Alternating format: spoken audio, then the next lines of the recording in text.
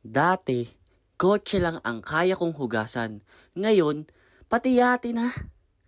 What? Yo, what's up guys? Carl is here from KNC Vlogs. For today, babalik tayo ng mga tagline. Mga ganito kakahaba, ayun no, tali.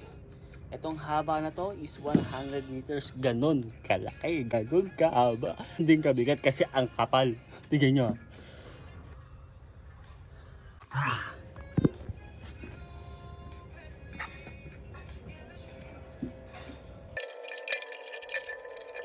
Explain ko pala sa inyo kung bakit kailangan nakaayos tong mga tali na to. So ayan guys. So kailangan kapag maglalagay tayo ng ganito, no, kailangan nakaayos siya. Dahil ang reason kung bakit ay kapag yung susunod na magtatanggal nitong tali na to o yung tagline nito, eh, hindi mahihirapan. Ayan. So kapag hihilahin niya palabas yung mga tali, eh sunod-sunod, hindi siya magbubuhol-buhol. Ganito pala ang tamang pagtali sa ganitong kahabang mga tali. Naku, napakabigat niyan. Let's do 1, 2, 1, 2, 3. Huh! Alright. So what's up guys, natapos na natin yung first task natin for today. And then magtatanggal tayo ng mga kalawang gamit nito. Rust off, magpapolish tayo ng mga stainless. Maghuhugas naman tayo. Yo guys, kwentuhan muna tayo saglit. May nagtanong kasi sa akin, magkano daw ba ang sinasahod ng isang day worker or part-timer dito sa France pagdating sa mga yate?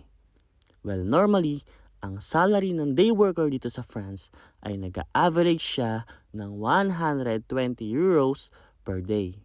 Pero ang sahod ko lang dito sa part-time ko ay 100 euros. Oh, ito ang reason ko kung bakit. Dahil gaya ng sabi ko sa inyo sa mga past vlogs ko, para sa akin, ang experience at learnings ay mas mahalaga kaysa sa presyo. At syempre, mas okay na yung meron kaysa sa wala.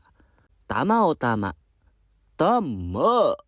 At lastly, magbe-birthday ang baby namin na si Gray. So lahat ng hirap at pagod namin dito ni Mami ay para sa kanya at maibigay namin ang mga gusto niya sa birthday niya.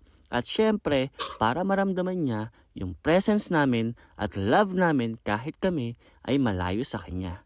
I love you Gray, Mami and Daddy always love you. Lagi mong tatandaan yun ha?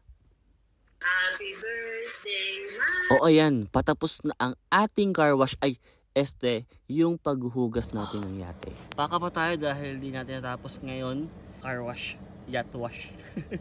Kasi madami rin tayong nagawa kaninang umaga. So ang dami rin side job kasi maulan. So bukas itutuloy na lang ulit natin. Pack up tayo. So guys, ayun na nga, magpa-pack up na tayo dahil it's a tiring day. Day's finished. So, it's done. Oh! Not yet done. Thanks for watching guys. Maraming salamat po pala sa mga nanood. Thank you. Follow for more.